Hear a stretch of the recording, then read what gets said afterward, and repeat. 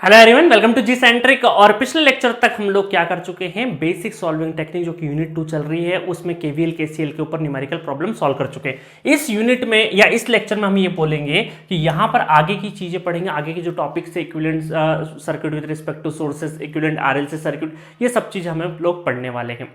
और ये देखिए, इस तरह के क्वेश्चन जो है वो बहुत ही आसान दिखते हैं, बट एग्जामिनेशन में हम लोग ट्रिक्स भूल जाते हैं। जो छोटी छोटी जो प्रॉपर्टीज या ट्रिक्स समझी हम लोगों ने वो भूल जाते हैं, तो उसकी वजह से क्वेश्चंस लेंदी हो सकते हैं।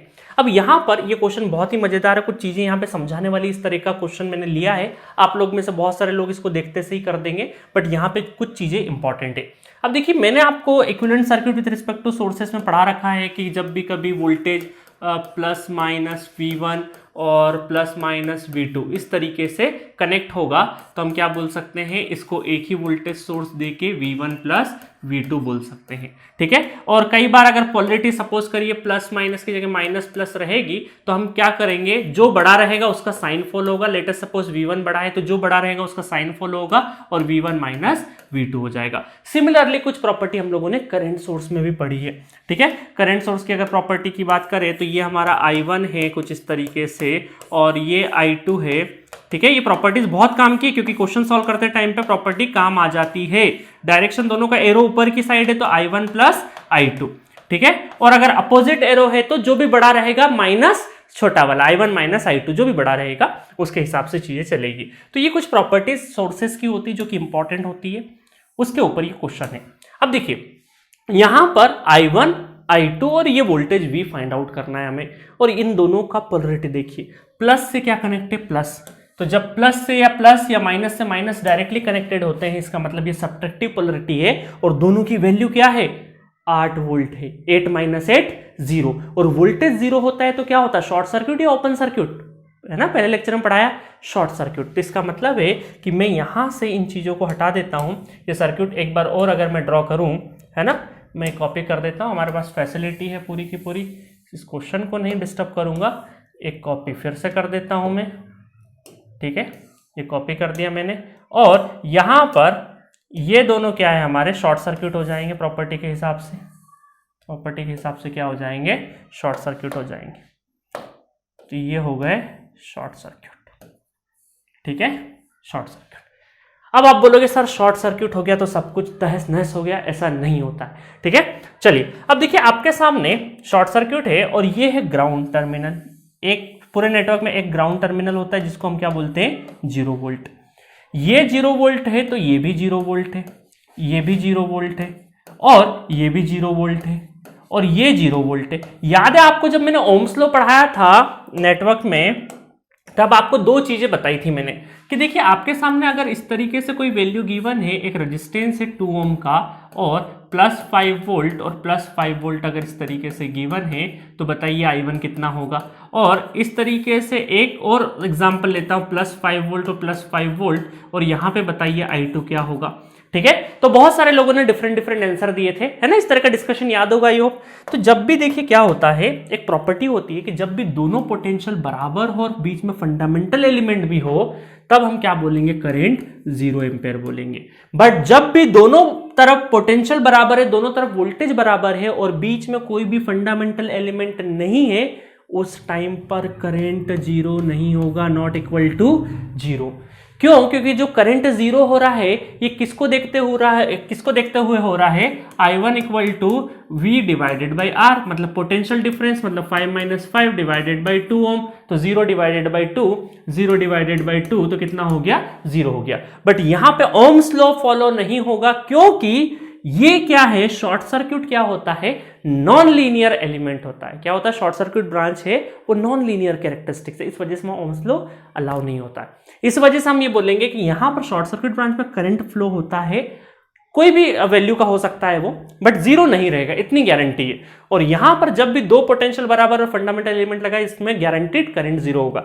सिमिलर क्वेश्चन ये है, यहां पर देखिए दो ब्रांचेस है, सिमिलरली 0 वोल्ट है और यहां पे करंट निकालना है, और 0 वोल्ट है, यहां करंट निकालना है, तो गारंटीड हम क्या बोल सकते हैं कि यहां तो 0 एम्पेयर होगा।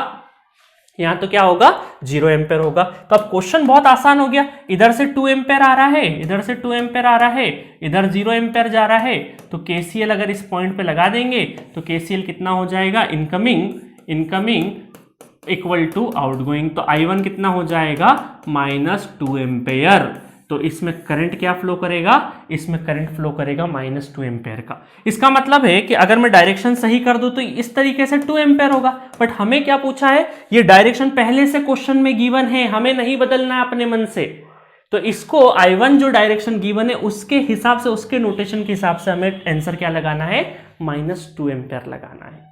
ठीक है, हम जानते हैं कि उल्टा फ्लो होगा, बट हमें कराना नहीं है, हमें आंसर लगाना है ना। तो जो नोटेशन एग्जामिनर ने दिया है उसके हिसाब से हमें आंसर लगाना है। तो I1 की वैल्यू कितनी हो जाएगी 2 एम्पेयर, I2 की वैल्यू 0 एम्पेयर। अब ये वोल्टेज निकालना है, तो वोल्टेज निकालने के लिए केवीएल घूम जाइए। केवीएल कोई सी भी ब्रांच में घूम सकते हैं, चाहे इधर, चलो इधर ही घूम जाते हैं। तो कितना हो जाएगा +4 नॉट +4 +V, और यहाँ पे प्लस माइनस कितना हो गया 4 वोल्ट हो गया। तो इसका मतलब है -4 = 0। तो ये वाला वोल्टेज क्या हो जाएगा 4 वोल्ट हो जाएगा। ठीक है, तो देखिए इस पूरी ब्रांच में क्या हुआ, इस पूरी ब्रांच में ये वोल्टेज और ये वोल्टेज आपस में कैंसिल होके ओवरऑल स्ट्रिंग का जो वोल्टेज है वो क्या है 0 वोल्ट है। और 0 वोल्ट क्योंकि यहां पे भी 0 वोल्ट है और यहां पर भी 0 वोल्ट है। तो जो नोड के ऊपर का जो वोल्टेज होता है वो किसको, वो कौन सा वोल्टेज रिप्रेजेंट करता है, वो पूरी स्ट्रिंग का वोल्टेज रिप्रेजेंट करता है। एक और चीज सिखा रहा हूं, जो भी नोड का वोल्टेज होता है वो पूरी स्ट्रिंग का वोल्टेज रिप्रेजेंट करता है। अब उसके अंदर 1 4 5 10 सपोज करिए 10 एलिमेंट कनेक्टेड है और यहां का नोडल वोल्टेज 0, इसका मतलब वो जितने भी आपके 10 एलिमेंट है उनका अलजेब्रिक सम 0 होना चाहिए।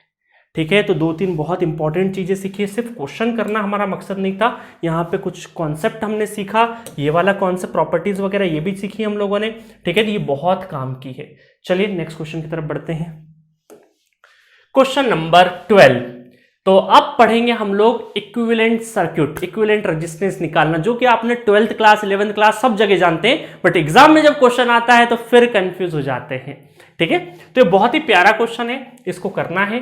2 आपको दे रखे हैं पार्ट, दोनों अलग अलग सेपरेट क्वेश्चन है। फाइंड आर इक्विवेलेंट, इसका भी निकालना है, इसका भी निकालना है, बट मैंने क्वेश्चन नंबर 12 ही बोल दिया दोनों को मिला के, है ना। अब मैंने रेजिस्टेंस की वैल्यू गिवन नहीं दी है, चलिए कुछ भी मान लेते हैं रेजिस्टेंस की वैल्यू यहाँ पे, चलो वैल्यू दे देता हूं मैं।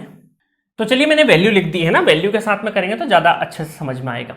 तो ये क्वेश्चन ट्राई करिए और फिर मेरा सॉल्यूशन भी देखना, ठीक है। तो सबसे पहले चलिए ये वाला क्वेश्चन करते हैं। तो ये आर इक्विवेलेंट जब निकालेंगे हम लोग, तो देखिए किस तरीके से निकाल रहे। सपोज करो करंट यहां से फ्लो करेगा, यहां से फ्लो करेगा, यहां से फ्लो करेगा, और उसके बाद इसे लीस्ट रजिस्टिव पाथ नजर आ रहा है जो कि ये रहेगा। तो पूरा का पूरा करंट यहां से चले जाएगा, जिसको बोलेंगे हम लोग, इस वाली ब्रांच को बोल देंगे शॉर्ट सर्किट ब्रांच। क्या बोल देंगे इसको, शॉर्ट सर्किट ब्रांच बोल देंगे। ठीक है, तो इसका मतलब शॉर्ट सर्किट ब्रांच का रेजिस्टेंस कितना होता है 0 ओम होता है। बाकी इन दोनों में इन दोनों ब्रांचेस में क्या होगा, आपका करंट नहीं जाएगा। ठीक है, पूरा का पूरा करंट कहां से चलेगा, शॉर्ट सर्किट पाथ से चले जाएगा। तो इसका मतलब है कि आपका जो इक्विवेलेंट रेजिस्टेंस है वो सिर्फ और सिर्फ कितना होगा 0 ओम रहेगा। जिस ब्रांच में करंट नहीं पास होता है, जिस ब्रांच में करंट फ्लो नहीं होता है, उसको आर इक्विवेलेंट में काउंट नहीं करते हम लोग। ठीक है, चलिए तो आपको याद रहेगा, जैसे हमारे शरीर में क्या होता है, जिस बॉडी के जिस पार्ट में ब्लड फ्लो नहीं होगा, तो वो बॉडी का जो वो पार्ट है वो क्या हो जाएगा, सड़ने लगेगा। इसका मतलब वो आपके एक्टिव बॉडी का पार्ट नहीं है, उसको कट भी कर देंगे तो कोई मतलब का नहीं रहेगा, है ना। तो ये एग्जांपल इसलिए थे ताकि याद रहे, क्योंकि बहुत इंपॉर्टेंट है। अब अभी बताता हूं ये वाले में। अब इसमें भी बहुत सारे स्टूडेंट बोलेंगे सर यहां से हमने करंट फ्लो कराया, तो यहाँ पे 2 ब्रांचेस नजर आ रही, तो जाएगा करंट। अब यहाँ पे आके कंफ्यूज हो जाते हैं कि सर पूरा का पूरा शॉर्ट सर्किट नजर आ रहा है, शॉर्ट सर्किट ब्रांच नजर आ रही, तो उसमें चले जाएगा, उसमें जाने के बाद फिर डिवाइड होगा। तो बहुत सारे लोग कंफ्यूज हो जाते हैं कि सर शॉर्ट सर्किट ब्रांच किसको मानना है और किसको नहीं मानना है। तो यहां पर जो ब्रांच नजर आ रही है वो शॉर्ट सर्किट ब्रांच नहीं है, इसको बोलते हैं डमी वायर। क्या बोलते हैं इसको, डमी वायर। क्या बोलते हैं इसको, डमी वायर। अब मैं आपको एक चीज बताता हूं कि किसको शॉर्ट सर्किट ब्रांच बोलेंगे, किसको नहीं बोलेंगे। जो लाइन शॉर्ट सर्किट आप समझ रहे हो वो शॉर्ट सर्किट तभी होगी, वो जिस लाइन को आप शॉर्ट सर्किट बोल रहे हो, शॉर्ट सर्किट ब्रांच बोल रहे हो, वो शॉर्ट सर्किट ब्रांच तभी होगी जब वो किसी अदर ब्रांच के एग्जैक्टली पैरेलल हो। क्या हो वो लाइन, किसी अदर ब्रांच के एग्जैक्टली पैरेलल हो। तो इसका मतलब है कि देखिए ये लाइन जो है वो ये वाली ब्रांच और इस वाली ब्रांच के एग्जैक्टली क्या है, पैरेलल है। बट ये वाली लाइन देखिए एग्जैक्टली पैरेलल है क्या, 4 और 1 ओम ये दोनों क्या सीरीज में नहीं है, डिफरेंट डिफरेंट करंट फ्लो होगा, है ना, दोनों में क्या होगा, डिफरेंट करंट फ्लो होगा। इस वजह से इस लाइन के पैरेलल में कोई भी ब्रांच नहीं है। देखिए कोई भी ब्रांच है क्या पैरेलल में, नहीं है। इस वजह से इसको क्या बोलेंगे, डमी वायर बोलेंगे, और इसको बोलेंगे शॉर्ट सर्किट ब्रांच बोलेंगे। समझ में आया? दो तरीके हैं पहचानने के, या तो करंट फ्लो करा के देख लो, या फिर आप ये देखिए कि कोई भी लाइन, अगर कोई भी जो आपकी लाइन जिसको आप शॉर्ट सर्किट समझ रहे हो, वो एग्जैक्टली क्या होना चाहिए, अदर ब्रांच के पैरेलल होना चाहिए, तभी वो शॉर्ट सर्किट है। चलिए अब दोनों में क्या फर्क है, इसको शॉर्ट सर्किट को तो हैंडल करना हम सीख गए कि वो सारा करंट वहां से पास करवा दो, बट यहां पे अगर शॉर्ट सर्किट ब्रांच है तो इसको कैसे, नॉट शॉर्ट सर्किट, ये डमी वायर को कैसे डील करना है वो बता देता हूं। अब डमी वायर जब भी आ जाए तो ये दोनों पोटेंशियल जो है ए और ए, ये दोनों पोटेंशियल एक ही है, इन दोनों पोटेंशियल को क्लब करके लिख सकते हैं, दोनों को एक ही पॉइंट मान के लिख सकते हैं। तो ये कुछ इस तरीके से हम लोग लिख सकते हैं, इसको जब इक्विवेलेंट सर्किट बनाना हो तो ये कुछ इस तरीके से लिख सकते हैं। ये हमने रेजिस्टेंस बनाया, ठीक है, थोड़ा बड़ा बना देते हैं,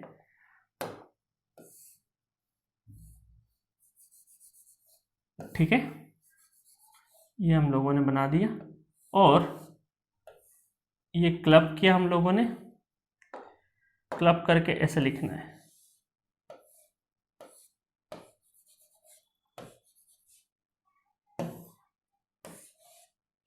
ठीक है। तो इस तरीके से आपको लिखना है, ये दोनों पॉइंट को क्लब करके एक पॉइंट बना देना है, एक पॉइंट बना देना है। तो अब आपको काफी आसानी हो रही होगी कि ये 4 है, ये 1 ओम है, और ये कितना है 2 ओम, और ये 2 ओम। तो इसका मतलब ये दोनों पैरेलल, ये दोनों पैरेलल, देन सीरीज। इतना तो कर लोगे। 4 और ये दोनों को पैरेलल करेंगे तो कितना हो जाएगा, ये हो जाएगा 5 divided by, sorry not 5, 4 divided by 5, और ये हो जाएगा आपका 2 इक्वल है तो आधा हो जाता है, तो ये कितना हो जाएगा 1 ओम। फिर इन दोनों को ऐड कर देना है, इन दोनों को ऐड कर देंगे तो आर इक्विवेलेंट कितना हो जाएगा, तो हो जाएगा 4/5 प्लस 1, 5 और 4 9 डिवाइडेड बाय 5।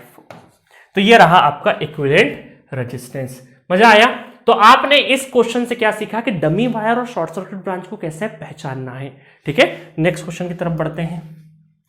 अब देखिए फाइंड आरएबी, क्वेश्चन नंबर 13 में फाइंड आरएबी दे रखा है। अब हम लोग क्या करेंगे, इसको उठा के साइड में कर देंगे, इस ए को उठा के इधर, बी को उधर उठा के, और ये वाली ब्रांच को हम यहां पे मान लेंगे। तो इसका मतलब है कि ये वाला आप कैसे बन जाएगा, इसको मैं कॉपी पेस्ट कर देता हूं और फिर इस पर रीड्रॉ करता हूं, ठीक है। स्मार्ट बोर्ड है तो फायदा उठाते हैं। चलिए ये मैंने ले लिया ताकि आपको पीडीएफ में क्वेश्चंस आपका सही रहे, इस वजह से मैं कर रहा हूं। अब मैं इनको क्या कर देता हूं, डिलीट कर देता हूं, ठीक है। तो ये ब्रांच उठा के मैंने यहाँ पे कर दी और ए और बी को इस साइड में कर दिया, ए इधर और बी इधर, ठीक है। देखने का नजरिया बदल जाएगा। इस वाली ब्रांच को उठा के अंदर और ये दोनों बाहर कर दिया मैंने। अब मुझे एक चीज बताओ, ये डमी वायर है या शॉर्ट सर्किट वायर है, क्या समझेंगे इसको। मैंने क्या समझाया कि शॉर्ट सर्किट का डेफिनेशन क्या है कि जो लाइन है जिसको आप समझ रहे हैं वो एग्जैक्टली पैरेलल हुई किसी अदर ब्रांच के, तो वो शॉर्ट सर्किट कहलाएगा। बट है क्या एग्जैक्टली पैरेलल, नहीं है। इसका मतलब ये क्या है, डमी वायर है। और डमी वायर इसका मतलब दोनों को क्लब कर देंगे, दोनों को क्लब कर देंगे तो ये कुछ इस तरीके से, ये कुछ इस तरीके से क्लब आप कर दिए। एक काम करते हैं, इसको और थोड़े से सिस्टमेटिक तरीके से लिखते हैं, ठीक है। ये क्लब करके ये एक पॉइंट बना दिया हमने, तो दूसरा पॉइंट फिर ये वाला, ठीक है, समझ में आया। तो ये दोनों पोटेंशियल क्या कर दी मैंने, इन दोनों पॉइंट्स को मिला के एक पॉइंट बना दिया, ये वाला पॉइंट, ये वाला पॉइंट है ना, जो कि आपको नजर आ रहा होगा। इन दोनों पॉइंट्स को मिला के एक पॉइंट कर दिया मैंने, नजर आ रहा है कुछ 3D में इस तरीके से जाएगा। 4 और 2 इधर की साइड में आ जाएगा, 4 2 और ये 1 और 2, तो ये दोनों काय में पैरेलल, तो पैरेलल हो जाएगा तो कितना हो जाएगा 4 और 2, तो 4 दूना 8, 8/6, और ये जो हो जाएगा 2 और 3 तो 2 डिवाइडेड बाई 3।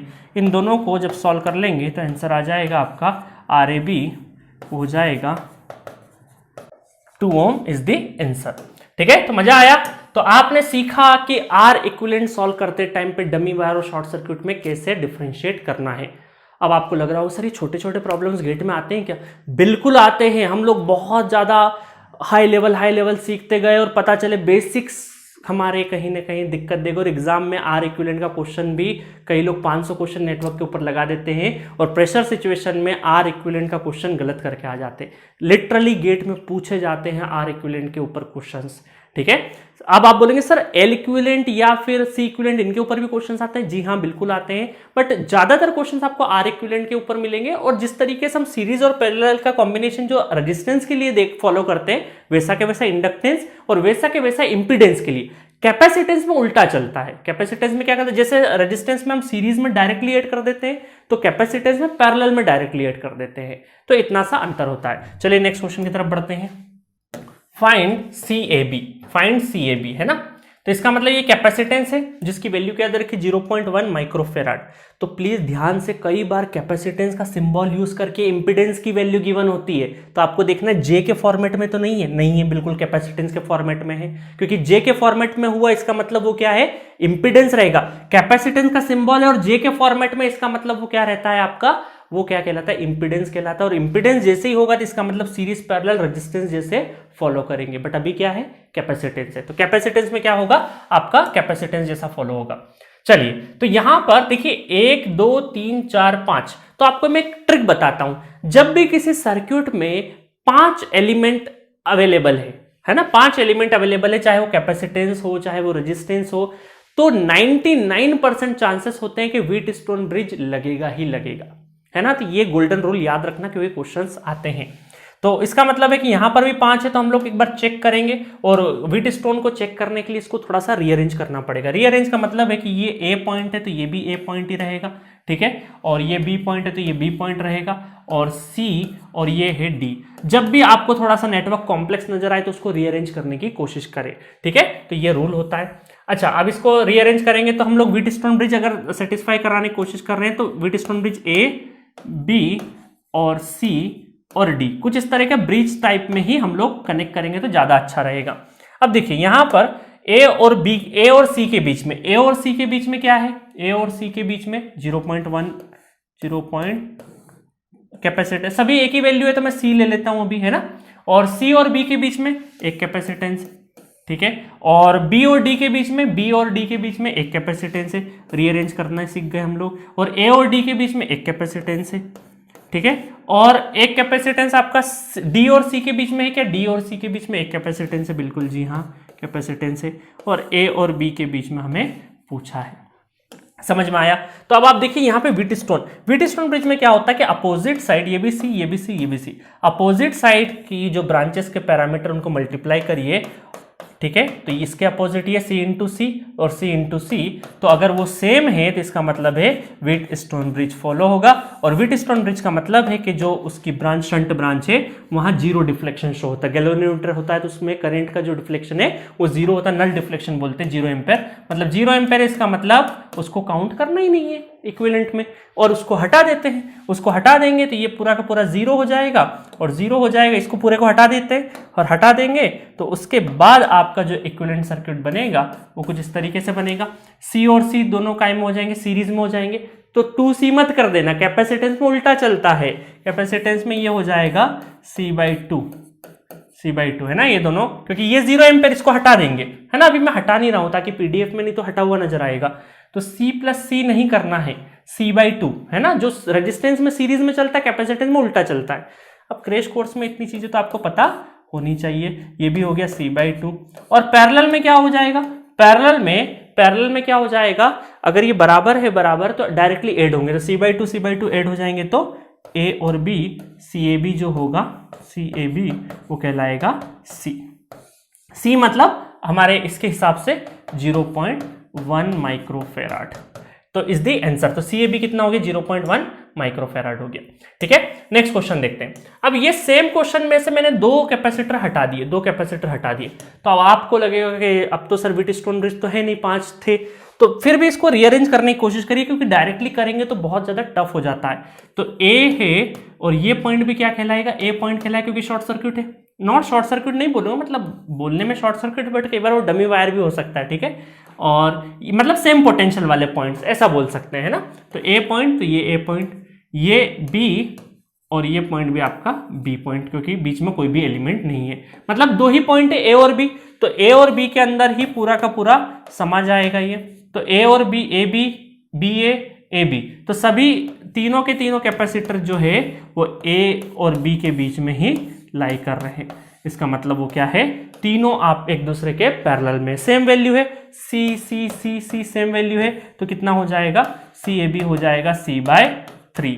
सी बाई 3 मतलब 0.1 डिवाइडेड बाई 3 माइक्रो फैराड।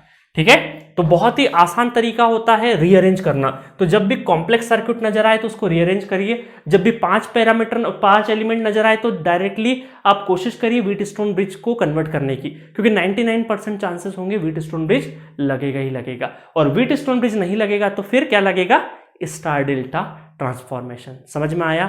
तो बहुत ही इंपॉर्टेंट कॉन्सेप्ट है सारे के सारे जो कि एग्जाम में आते हैं। सो नेक्स्ट क्वेश्चन देखते हैं, क्वेश्चन नंबर 15। बहुत ही अच्छा क्वेश्चन है, दिखने में बड़ा कॉम्प्लेक्स है। कई सारे स्टूडेंट इसको स्टार डेल्टा सॉल्व करने की कोशिश करते हैं, क्योंकि इस तरह का जो डेल्टा है वो बहुत ही फोकसफुली नजर आता है, तो कई लोग इसको स्टार डेल्टा के कन्वर्जन में करने की कोशिश करते हैं, बट ऐसा नहीं करना है। सबसे पहले क्वेश्चन को बहुत आराम से देखना है।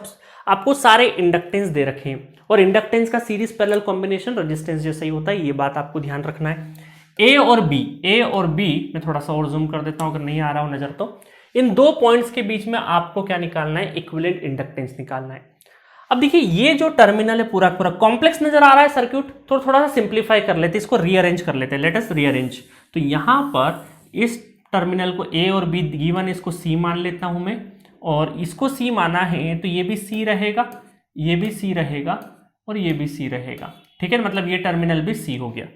और कोई दिख रहा है क्या नोड? बिल्कुल नहीं। तो मतलब पूरा का पूरा नेटवर्क 3 नोड के बीच में ही है ना। तो इसका मतलब है कि यहां पर 3 नोड हम लोग बनाते हैं, यहां पर सिंपली 3 नोड, ए नोड, बी नोड और सी नोड बना देते हैं। ठीक है, चलिए अब यहां पर देखते जाइएगा, ए और सी के बीच में, ए और सी के बीच में एक इंडक्टर है जिसकी वैल्यू कितनी है आपकी, 2 हेनरी है। ठीक है, और ए और सी के बीच में फिर एक है 1 हेनरी का, इसका मतलब इसके पैरेलल में 1 हेनरी का एक और लगा देते हैं। सी और बी के बीच में, और बी और सी के बीच में, ठीक है, अगेन क्या है, 2 हेनरी है ना। बेवकूफ बनाने के लिए हमें ये क्वेश्चन दिया है, क्योंकि इसमें क्या है, रीअरेंज कर देंगे तो आपस में पैरेलल दिख जाएंगे। और ए और बी दे रखा है हमें, तो ए और बी को थोड़ा सा नीचे की साइड में बना देते हैं। ए और बी के बीच में 1 हेनरी है ना। एक बार गिन सारे लेना, 1 2 3 4 5, 1 2 3 4 5 है ना। 4 टर्मिनल होते तो व्हीटस्टोन ब्रिज की पॉसिबिलिटी होती, बट 3 ही है ना। अब यहां से इसको थोड़ा सा ऐसे कर लोगे तो देखना आसान होता है, ए और बी। अब देखिए ये दोनों पैरेलल में, ये दोनों पैरेलल में, ये दोनों पैरेलल सॉल्व होकर अगेन सीरीज में, देन वापस इसके साथ में जो भी कॉम्बिनेशन आएगा 1 हेनरी के साथ में पैरेलल में। इतनी सी बात थी। तो अब देखिए इसको सॉल्व करना बड़ा आसान है। यहाँ पर ये दोनों आपके क्या होंगे, पैरेलल में, तो पैरेलल में क्या बनेगा, 2 × 1, 2 डिवाइडेड बाई 3, 2 डिवाइडेड बाई 3। इसका मतलब है कि ये आपका बनेगा 2/3, 2/3 तो 4/3, और ये हो जाएगा 1 हेनरी। ठीक है, तो अब इन दोनों का पैरेलल जब सॉल्व करेंगे तो L equivalent 4/3 × 1 divided by 4/3 plus 1। ठीक है, तो ये हो जाएगा, ऊपर तो 4/3 नजर आएगा, नीचे आएगा 3, तो 7/3, 3 से 3 कैंसल, तो 4/7 is the answer. C is the correct answer for this question. था ना मजेदार? दिखने में बड़ा था बट छोटा था। आपको कोशिश करना है आर इक्विवेलेंट के ऊपर जब भी क्वेश्चन आए तो रीअरेंज करना है, या फिर कहीं ना कहीं छोटा सा क्लू छुपा रहेगा। नेक्स्ट क्वेश्चन की तरफ बढ़ते हैं। Question, determine the input resistance R in. इस तरह के क्वेश्चंस कम देखने को मिलते हैं गेट एग्जामिनेशन में, क्योंकि ये इस तरह की जो स्टैंडर्ड कैलकुलेशन है, लंबी चौड़ी जो कैलकुलेशन है, ये कम देखने को मिलती है। बट इसमें बहुत लंबी चौड़ी कैलकुलेशन नहीं है, कर सकते हो इतनी कैलकुलेशन। तो इस तरह के क्वेश्चंस जो कि वैल्यू कम है, जिसमें कैलकुलेशन कम है, तो ऐसा एक्सपेक्ट किया जा सकता है। ठीक है, अब देखिए यहां पर क्या दे रखा है, 1 ओम, फिर दो रेजिस्टेंस, फिर 3 रेजिस्टेंस, फिर 4, और ये कहां तक जाएगा, 10 स्टेजेस तक जाएगा। 10 स्टेजेस तक जाएगा। इसका मतलब हम लोग मान के चले कि अगर मुझे आर इक्विवेलेंट निकालना है तो पैरेलल कॉम्बिनेशन है, तो 1/R equivalent equal to 1/1 plus second वाले का लिखूंगा तो कितना हो जाएगा, 1 बाय कितना हो जाएगा, 2 plus 1/3 plus 1/4 and up to कहाँ तक 1/10 तक, क्योंकि 10 स्टेजेस है। तो ये पूरा का पूरा आपको कैलकुलेट करना है। तो इसके 4-5 तक तो हमें पता ही होते हैं कि 1 प्लस फिर इसको 1/2 मतलब 0.5, ठीक है, 0.33, 0.25 इस तरीके के 0.5। तो इस तरीके की चीज़ें हमें वैसे भी पता होती है। 0.33, ठीक है, 0.25 इतना तो रटा रहता है, इतना 1/5 का 0.2, 1/6 का, इस तरीके से 5 तो मैंने यहीं पे कर दी है ना, बाकी 5 2 मिनट, क्योंकि कैलकुलेटर भी है आपके पास। तो आपके पास वर्चुअल कैलकुलेटर भी रहेगा, इस वजह से आप आसानी से इस तरह के क्वेश्चन को सॉल्व कर सकते हैं। 5 तो मैंने ही लिख दिए। तो यहां पर आएगा 2.929 ओम आ जाएगा, और ये 1/R इक्विवेलेंट है, और इसको R इक्विवेलेंट लिखेंगे तो इसको 1/2.929 करेंगे तो आंसर आएगा 0.3413 ओम आंसर आ जाएगा। B is the correct answer for this question. कई सारे लोग उसका एक पूरा एपीजीपी जैसा एक जनरलाइज फॉर्मूला याद करने की कराने की कोशिश करते हैं, बट मैं बोलूंगा आपको जो एईजेई की प्रिपरेशन करते हैं, जूनियर इंजीनियर या इस तरह की, तो उनको एक फॉर्मूला रटाया जाता है, बट आपको कोई रटने वाली चीज नहीं पूछी जाएगी, और आपको रटना भी नहीं, क्योंकि जितना ज्यादा रट के जाएंगे तो भूलने का डर भी उतना ज्यादा रहेगा। ठीक है, नेक्स्ट क्वेश्चन की तरफ बढ़ते हैं। Question number 17। अभी मैं बार बार चिल्ला रहा था ना, आर इक्विवेलेंट के क्वेश्चंस गेट में आते हैं। 2017 में 17 क्वेश्चन है लकीली, तो 2017 में इलेक्ट्रिकल में क्वेश्चंस पूछा गया है, और यह पूछा है equivalent resistance between the terminal A and B. अब देखिए यहां से ए और बी के बीच में इक्विवेलेंट रेजिस्टेंस पूछा है। अब आप सीरीज पैरेलल ढूंढने लगते हैं, तो ये तो आपके क्या हो गया, दोनों सीरीज में हो गए, तो 1 ओम काय में हो गए, सीरीज में हो गया। अब देखिए यहां पर आपको एक ये पोटेंशियल और ये पोटेंशियल, ये वाली जो ब्रांच है, इस ब्रांच को उठा के मैं यहां पे रख देता हूं, और 6 वाली ब्रांच को उठा के यहां लिख सकता हूं। कोई दिक्कत है क्या, क्योंकि ये एक ही पोटेंशियल पे कनेक्ट है पूरा का पूरा। तो इसका मतलब है मैंने क्या किया, यहां पर सिर्फ इस वाले में 1 ओम, 3 ओम, ठीक है, और 0.18 जो भी था, ये उठा के मैंने यहां रख दिया। 6 ओम को उठा के यहां रख दिया, 2 ओम यहाँ पे बना हुआ है, और 6 ओम यहाँ पे बना हुआ है, ठीक है। और ये वाली जो ब्रांच है, ये वाली ब्रांच, इसको पकड़ के यहाँ, और 3 ओम को पकड़ के यहाँ कर दिया मैंने, 3 ओम को पकड़ के यहाँ कर दिया। देन आपका ये क्या हो जाएगा, 1 और 1 2 ओम हो जाएगा, ठीक है। तो ये 3 ओम और ये 3 ओम, ठीक है, ये 2 ओम और ये 1 ओम, ये 0.8 हो गई बात बराबर। अब तो बड़ी आसानी से कर लोगे। 2 ओम यहाँ पे है, 6 और 3 इनका पैरेलल भी सॉल्व कर ही देते हैं। इनका पैरेलल सॉल्व करेंगे तो कितना हो जाएगा, 6 3 18 डिवाइडेड बाई 9, तो 3 3 तारी 9, 3 दूना 6, 2 ओम। तो 2 ओम 2 ओम, तो इसका मतलब है कि ये 2 ओम है ना, देखिएगा ये 2 ओम, 2 ओम 2 ओम पैरेलल बन के क्या होगा 1 ओम, 1 ओम और 3 ओम कितना हो जाएगा, और सॉरी 2 ओम और 1 ओम कितना हो जाएगा 3 ओम। तो ये पूरा का पूरा 3 ओम, और ये अगेन वापस से आपका देखो इस तरीके से बनेगा, ठीक है, 1 ओम 0.8, और ये हो जाएगा आपका 2 ओम, और ये मैंने क्या बताया 2 पैरेलल 1, 2 और 1 3 है ना, ये हो गया आपका 3, ठीक है। तो 3 और 2 पैरेलल में, तो 3 दूना 6, 6 डिवाइडेड बाई 5, इसका मतलब हो जाएगा ये 1.2, ठीक है, 1.2 हो जाएगा। तो अब देखिए बहुत आसान हो गया, ये हो गया 1.2, ये हो गया 0.8, 1.2 और ये हो गया 1, तो ये हो जाएगा 2 और 1 3, तो आर इक्विवेलेंट कितना हो जाएगा 3 ओम हो जाएगा। तो 3 ohm is the correct answer for this question. तो आपको देखो वैल्यू, क्योंकि 2016 के बाद से आपका फिजिकल कैल से अलाउ नहीं है, वर्चुअल कैलकुलेटर है, तो जो भी वैल्यू इस तरीके से दी जाती है कि आप अगर सही डायरेक्शन में सॉल्व करेंगे तो आपकी वैल्यूज बहुत आसानी से सॉल्व होगी, है ना। देखिए यहाँ पे 0.8 कुछ इस तरीके से दिया है ताकि यहाँ पे पूरा ये वाला सॉल्व होके कितना है 1.2 है, तो इन दोनों को ऐड करना आसान रहे। 1.2 प्लस 2 0.8 तो कितना हो जाए 2 हो जाए, और 1 3, तो आसानी से कैलकुलेट हो सके। क्योंकि गेट में कभी भी आपको लेबोरियस वर्क नहीं किया जाएगा, आपको ऐसा नहीं दिया जाएगा कि क्वेश्चन आपको क्वेश्चन दे दिया आप करते रहो, सॉल्व करते रहो। वो एकाध दुख का क्वेश्चन अगर डला ऐसा कि जिसमें लेबोरियस वर्क की डिमांड है क्वेश्चन करने में, इसका मतलब वो क्वेश्चन हमें छोड़ना है, ठीक है। तो इस चीज का ध्यान रखना, क्योंकि दे वांट एनालिटिकल पीपल, ठीक है, लेबोरियस पीपल नहीं चाहते वो। तो ये 2017 का क्वेश्चन है, बहुत ही अच्छे से किया। नेक्स्ट क्वेश्चन की तरफ बढ़ते हैं। सो नेक्स्ट क्वेश्चन देखते हैं, क्वेश्चन नंबर 18, 2015 का क्वेश्चन इलेक्ट्रिकल में पूछा गया है। आपको 2 ओम रेजिस्टेंस के अक्रॉस करंट निकालना है।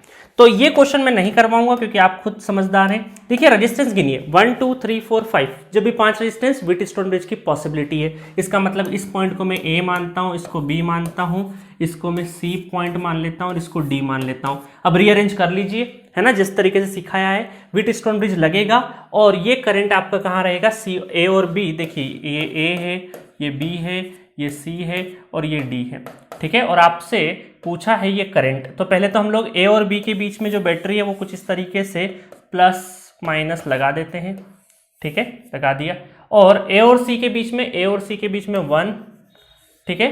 और सी बी और सी के बीच में, बी और सी के बीच में अगेन 1, और ए और डी के बीच में अगेन 1, और बी और डी के बीच में अगेन बी और डी के बीच में 1 ओम, और सी और डी के बीच में, सी और डी के बीच में क्या है, ये 2 ओम है। और आई करंट भी यहीं पे है, इसका मतलब व्हीटस्टोन ब्रिज, इसका मतलब 0 एम्पेयर। तो 0 एम्पेयर करंट आ जाएगा इसका आंसर, ठीक है। तो मैंने बताया था ना 5 एलिमेंट हो तो व्हीटस्टोन ब्रिज की पॉसिबिलिटी रहती है। नेक्स्ट क्वेश्चन देखते हैं, क्वेश्चन नंबर 19, बहुत ही मजेदार क्वेश्चन है। The driving point impedance seen from the source VS। VS से जब आप देखेंगे, थोड़ा सा मैं बड़ा कर देता हूं क्योंकि ये असल में IS है, आपको नोटेशन नजर नहीं आ रहा होगा, ये IS है, ये VS है और ये V1 है। और V1 कौन सा है, ये आपका डिपेंडेंट सोर्सेस है ना, करंट सोर्स है, तो 4V1 की वैल्यू गिवन है ना। नहीं नजर आ रही तो मैंने बड़ी करके लिख दी है, आई बात समझ में। अब देखिए यहां पर आपको बोला है कि ये पोटेंशियल आपका कितना है, V1 है, ये पोटेंशियल V1 है। और आपसे पूछा है कि यहां से जब देखेंगे तो हमें रेजिस्टेंस क्या नजर आएगा। तो ये सोर्स, ये आपका क्या है, इनपुट इंपीडेंस, जो कि रेशो होगा VS और IS करंट का, VS और IS करंट। मतलब आपको VS और IS का अगर रेशो पता चल गया तो आप क्या पता कर सकते हैं, इनपुट इंपीडेंस पता कर सकते हैं। अब देखिए इसको थोड़ा सा रीअरेंज करते हैं, तो 4 और 2 कितना होगा, 6 और ये तीनों ब्रांच, ये ब्रांच और इन दोनों को जब सीरीज में ऐड कर दूंगा तो तीनों ब्रांच काय में है, पैरेलल में है। तो 3 ओम और इधर से 6 ओम, इन दोनों का पैरेलल लिखूंगा तो 3 × 6 डिवाइडेड बाई 9, 3 तारी 9, 3 दूना 6, तो 2 ओम हो जाएगा। तो ये सर्क्यूट मैं कुछ इस तरीके से ड्रॉ कर सकता हूं, ये रहा रेजिस्टेंस, ठीक है, और ये एक करंट है यहाँ पे, और इसको उठा के मैं इधर भी लिख सकता हूँ, पैरेलल में तो इंटरचेंज कर सकते हैं कहीं पर भी, ये ब्रांच को उठा के या ये ब्रांच को उठा के इधर कर देता हूँ। तो इसको और इसको पैरेलल में सॉल्व कर दिया मैंने, क्योंकि इन दोनों का सीरीज और इन दोनों का सीरीज होके फिर पैरेलल सॉल्व होके कितना हो रहा है, 2 हो रहा है। तो यहाँ पे 2 ओम रेजिस्टेंस है, और ये कितना हो जाएगा, 4V1, और ये आपका रहेगा यहाँ से, ये वोल्टेज है आपका VS और ये है IS करंट, ठीक है। और एक चीज आपको यहाँ पे और गिवन है, प्लस माइनस V1। मैंने बताया था ना कि डिपेंडेंट सोर्सेस होता है उसका क्लू कहीं ना कहीं छिपा रहता है, तो यहाँ पे छुपा है आपका क्लू 2 ओम का, ठीक है। अब देखिए करंट कहाँ क्या क्या फ्लो हो रहा है, यहाँ से IS करंट आ रहा है, यहाँ से 4V1 करंट आ रहा है, तो यहाँ पे करंट कितना हो जाएगा, इन दोनों का KCL लगा दे तो कितना हो जाएगा, IS प्लस 4V1, ठीक है। और इस तरीके से आप KVL लिख दीजिए, KVL अगर पूरे में लिख देंगे आउटर वाले लूप में तो कितना हो जाएगा, VS माइनस V1, और यहाँ पे प्लस और माइनस, तो 2 × 2IS माइनस 4, 4 दूना 8V1 इक्वल टू 0, है ना, KVL लिखा है मैंने। तो यहाँ पर कितना हो जाएगा, VS हो जाएगा, और यहाँ पे माइनस 2IS, और ये हो जाएगा माइनस 9V1। तो ये इक्वल टू 0, इक्वेशन नंबर 1। अभी देखो एक इक्वेशन बनी है, अब इस एक इक्वेशन में क्या है, आपको जो इक्वेशन चाहिए वो किस फॉर्मेट में चाहिए, VS और IS के फॉर्मेट में चाहिए। तो VS IS है, बस V1 को एलिमिनेट करना है, और V1 को एलिमिनेट करने के लिए आपके पास यहां एक रिलेशन बन सकता है, क्योंकि दूसरी इक्वेशन यहां से आ जाएगी। दूसरी इक्वेशन कैसे आ जाएगी, V1, तो V1 equal to I × R, तो IS × 2, तो ये हो जाएगा आपका 2IS। तो जहां पर V1 है वहां पर हम क्या पुट कर सकते हैं, इक्वेशन नंबर 2, ये हेल्प ले सकते हैं इसकी, 2IS। तो VS और ये 2IS, और ये हो जाएगा V1 की जगह हम लोग क्या पुट कर दें, 2IS पुट कर दें, 9 दूना 18IS इक्वल टू 0। तो यहां पर 18 और 2 20, तो VS डिवाइडेड बाय IS कितना हो जाएगा, 20 ओम हो जाएगा। है ना मजेदार क्वेश्चन, बहुत ही अच्छा क्वेश्चन गेट 2016 में पूछा गया है। यहां पर आपको रीअरेंज करना था, डिपेंडेंट सोर्सेज भी था, इनपुट इंपीडेंस का कॉन्सेप्ट भी था, दो इक्वेशंस थी, उनको हम लोगों ने किस तरीके से सॉल्व किया वो भी था। तो जब भी आपको डिपेंडेंट सोर्सेस कहीं नजर आए तो जिस पे भी डिपेंडेंसी होगी उसके कहीं ना कहीं क्लू छुपा रहेगा और दूसरी इक्वेशन आपकी उसी क्लू से आएगी। तो ये वाला कॉन्सेप्ट बार बार रिपीट होता है, बार बार एग्जामिनेशन में आता ही है। तो आपको सचेत रहना है, सतर्क रहना है और अपनी सुरक्षा करना है एग्जामिनेशन में कि कहीं निगेटिव नहीं आ जाए, है ना। तो बिल्कुल जो आपने सीखा है उसको परफॉर्म करते हुए जाना है।